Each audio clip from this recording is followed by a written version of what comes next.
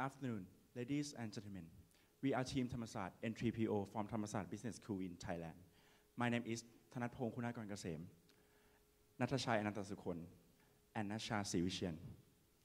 Today, we are presenting you the rest of robot in medical supply chain. Our presentation consists of 3 topics: introduction, current situation of the use of robot in our selected company, our recommendation to further development to enhance the performance of medical supply chain. For the past decade, Thailand has been recognized as medical hub of Asia. You can see from this graph, foreign patients visiting Thailand around 1 million patients to over 2.5 patients in only 10 years. International patients came to Thailand from around the world.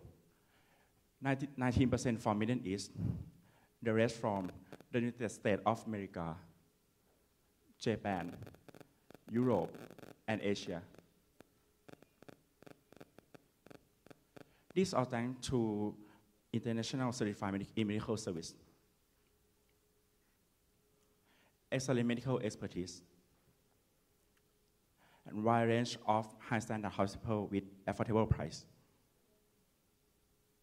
In medical service, the most important factor is safety, because even a small error can be fatal to health or life of patients. So we use the fishbone diagram to analyze it. That's found human error in picking or counting to result in wrong kind or wrong dose being given to patients. From this Vetani performance, dispensation error in pie chart that show that 44% from wrong drug, 31% from wrong dose, and the other 25% such as contamination. Dispensation error not only affect to patient but also waste of time and money. The most hospital prevent this issue by double checking in medicine dispensation before dispensing to patients. I think no, it's not. This solution is not effective because it would be better. It would be better in the first time. So it seemed the only way to solve this solution until one hospital came up with new solution. In this case, we use Vetani Hospital. Let's get to know a little bit about this hospital.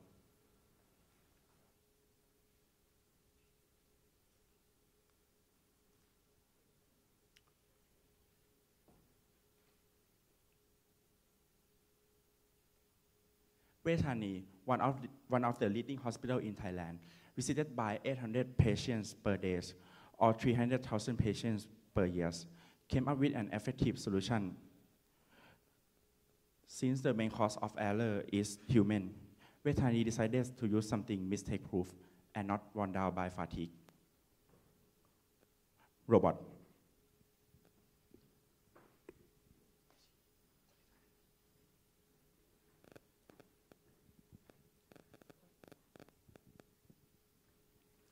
In 2012, Vetani implemented medicine dispensing robot to its system. This robot is called an EV220. How the robot operates, we'll show you in the video clip. The process starts when the pharmacist gives an order to the robot by scanning the prescription, and then the robot will pick the right medicine and fill the correct amount into the bottle. The whole process takes the time about 20 to 60 seconds, depending on number of pills. But if we compare with the handle by pharmacist, that he has to pick the specific medicine from hundreds of long and somewhat similar name, and then count each pill by hand. That the time reads about 3 to 6 minutes per bottle. Therefore, the process is 2.5 to 5 minutes faster. It means shorter waiting time for patient. Vetani Hospital, patients used to wait for over 15 minutes after they finish their payment to receive their medicine. But with this EV220 came to help us. The problem is solved because the medicine is ready to be picked up as soon as the patient finishes their payment. And robot also decrease dispensation error that West Thani Hospital used to struggle around 10 to 15% to just only 0.001%. That you can see from the graph. After implement in 2012, the graph fell sharply and became stable in 2012 mid-year until now. We use value stream mapping to analyze the benefit of the robot in waste and non-value added, eliminating. After implement the robot in dispensing process, the operation is totally changed. That the process decreased from 9% to just only 7%, and it also affect in time consumed. That time consumed changed from 850 seconds to just only 165 seconds. Okay, right now, before we move to our next topic, let me talk about the benefit and improvement that EV220 gives it to the West Thani Hospital. After implement, the operation time, patient waiting time, and also dispensation error decreased dramatically. So we can say that West Thani Hospital investment around $283,000 in EV220 has its in return in form of higher service quality in time and reliability. With these two improvements will lead us to the higher patient certification, which is the critical concern in hospital business.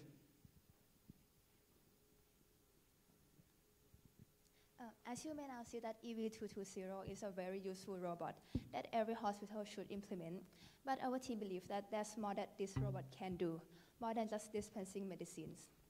And the benefit from it should not only be the hospital and patients as it is in the present, but it can be expanded to the supplier and maybe even the whole supply chain. Our team came up with 3 recommendations to do so. So our recommendations are divided into 3 phases. The first phase will be only within the hospital, and the next one will keep expanding the unit of analysis to be between hospitals and suppliers. And then the last one will be to the whole supply chain. Let's get in detail with our recommendations. The first one, this one would benefit the hospital. We propose that the hospital should do inventory control by using EV220 because the robot already carries and dispenses medicine. It should also record what it has dispensed and what's left in the machine to tell the hospital what the current trend of demand is and also the inventory level. At this time, pharmacists have to check the stock regularly to tell if the reordering point is almost reached or not. But we can just leave this to the robot. Next is our second phase. Because now hospitals already have the full utilization of the robot, we can now expand the benefit to the suppliers. We propose that hospitals and suppliers should do VMI, or vendor managed inventory. The hospital should let their suppliers have access to the information that EV220 record, as we have proposed in the further phase. So that every time the robot dispenses any medicine, suppliers knows and they are able to plan their production to fulfill and manage the inventory of medicine. It will bring a faster lead time. Finally, the last phase. It will benefit the whole supply chain. We propose that West Thani Hospital, as a focal firm, should do supply chain visibility. Now, they not only should share the information with the supplier, but they should share it with everybody in the chain. Therefore, everyone have the same idea of what's going on in the field, and they are able to adapt to the demand with a faster logistics planning. To see if our recommendations are effective or not, we also provide, I have to say first that supply chain visibility will reduce the bullwhip effect. These red lines show the actual demand. The green line is the hospital order to the suppliers. The purple and blue is the order from suppliers to their suppliers. You can see that each line differs considerably because each member has a different idea of what's the demand. So sometimes they may overproduce and sometimes they underproduce, which cause shortage. But with supply chain visibility, all these lines will come closer together. It will lead to a lower inventory level in the whole supply chain. Now to see if our recommendations is effective or not, we provide some performance measurement in 3 aspects. The first one is in cost. We will measure if they have any cost saving by seeing from inventory level. Because inventory leads to carrying costs, we suppose that the inventory level should lower by around 5%. You may think that it's not a lot of decrease, but that's a reason. It's because our product is medicine and shortage is not acceptable because it can mean patient's life. So safety stock is still needed, but we can see an appropriate amount of safety stock to not affect the patients, but still be effective to the hospital and the whole supply chain. The next aspect will be about the responsiveness. We measure this by the lead time. It starts when some medicine reaches the reordering point and finish when that new lot of medicine is received. We suppose that it should be around 2 days faster. And the last aspect, it will be about reliability. As we have said before, that shortage is not acceptable, so the target will be 0 shortage. Now it's time to wrap things up. I'm going to talk about the benefit of EV220 in both in the present and what it should be if our recommendations is taken into action. So EV220 itself brings higher quality of service. It brings more reliability and faster service to the hospital. But with our recommendation, it will benefit the whole supply chain by reducing the bullwhip effect and lead to collaborate planning of production. So now we can come to the answer of whether or not robotics in supply chain is worth it or not. Our answer is yes and no. It will be no if they're still using EV220 in the same way, because just service improvement in one hospital is not enough with around $200,000 of investment. But if the benefit expand to the whole supply chain, there will be more players that benefit and there's some cost saving too. So in order to change the answer from no to yes, our recommendations should be taken seriously. Thank you for your attention. Thank you, Thamassat N3PO. Judges, you may give your comments.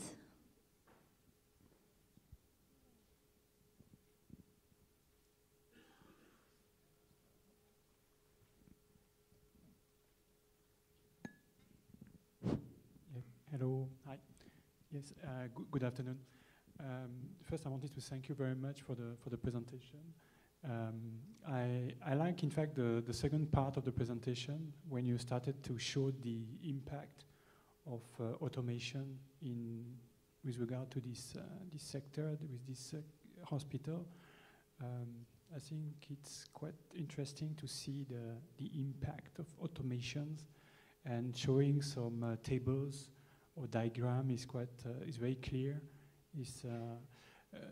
The language is always an issue in terms of communication. So when your language is not English, like mine is not, is French, you need to be very clear, very precise, and you cannot speak as well too fast. You have to pause all the time so that people can understand.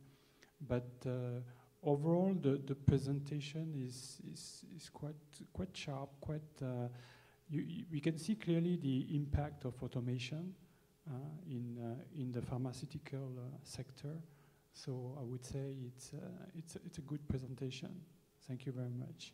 Thank you. Hi, good day. For mine, I agree with Frank.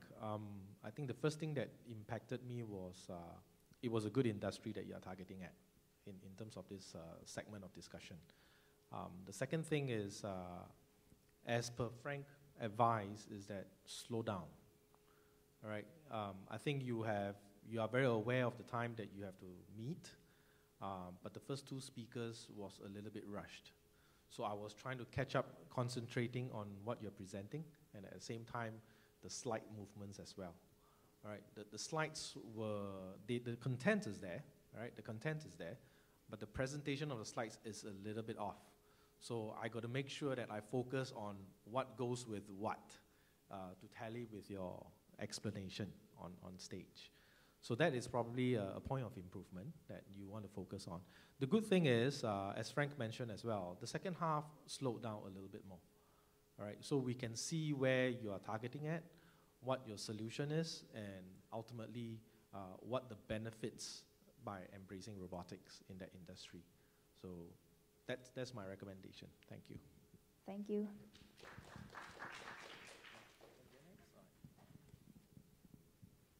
Hi, testing. Oh, okay. So afternoon. So thank you. Great job done on the presentation, and I guess all the pictures and the graph actually let us understand more easier to, as in what you are talking about and all that. But just maybe one point that I would like to point out, that maybe just on the benefits wise, maybe other than the hospital, what are the like the supplier that you talk about? What are the things that they can benefit out of all this? Yeah. Okay. So a couple of things. Don't take this as absolute criticism. I think, like the rest of my colleagues say, well done, good job. Always test your presentation before you go in front of the audience. I realized there were a couple of videos that did not come on, right? So, but I'll say good recovery. Well done in terms of trying to recover from technological failures.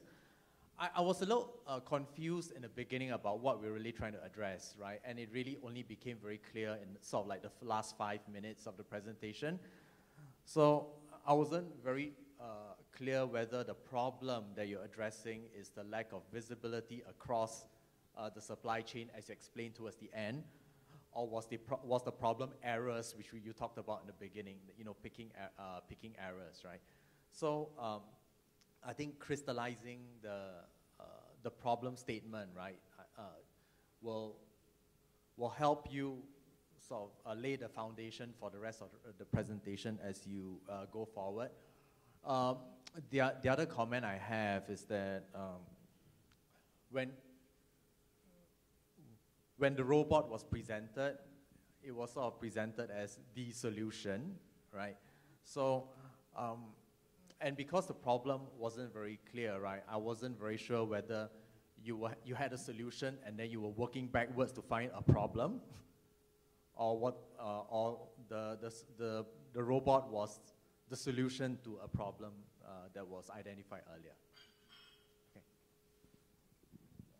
Thank you very much. Maybe just to add something, I think you realize it's all about clarity, and it's very important at the beginning of the presentation to really show to the audience the objectives of the next couple of slides. So you have to, in a 2 minutes time top, you have to explain to the audience what you're going to show, what you are trying to do, what's your objective, so that you bring clarity, visibility to the audience. So then after, it's much easier for us to follow and to try to put all the pieces together, you know.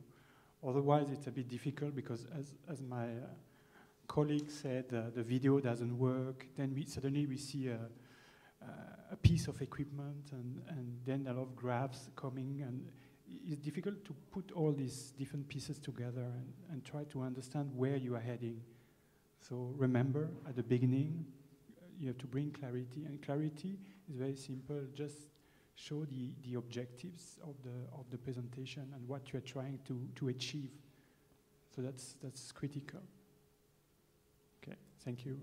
Thank you. Thank you, judges. Thank you, Thamassat N3PO. A very good job done. Now let's invite the next team up on stage. Team TP from Thamassat.